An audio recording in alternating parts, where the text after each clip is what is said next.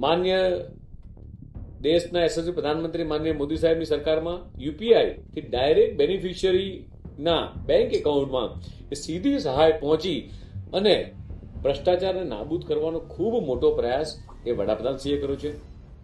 કોંગ્રેસના શાસન દરમિયાન અંદાજે 600 જેટલી સંસ્થાઓ આ યોજનાના પુરસ્કારો અને ગાંધી પરિવારના નામે રાખવામાં આવ્યા હતા.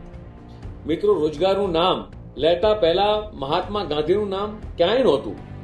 1980માં ઇન્દિરા ગાંધીએ બધી રોજગાર યોજનાને ભેગી કરી અને રાષ્ટ્રીય ગ્રામીણ રોજગાર યોજના એ ચાલુ કરી, જેને કોંગ્રેસના જ વડાપ્રધાન રાજીવ ગાંધીએ 1/4/89માં એ જવાહર રોજગાર યોજનાનું નામ આપ્યું.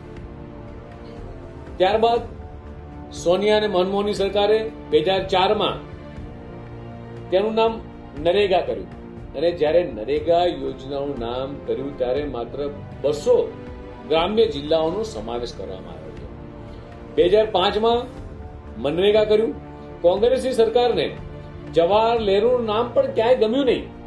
કોંગ્રેસના નેતા, કોંગ્રેસના વડીલ જે આપખુદીથી જે સરકાર ચાલતી હતી એ સરકારને ક્યારેય જવાહરનું નામ ક્યારેય એમાંય ના ગમ્યું અને એ નામ પણ બદલી નાખ્યું એમણે અને નરેગા કરી નાખ્યું.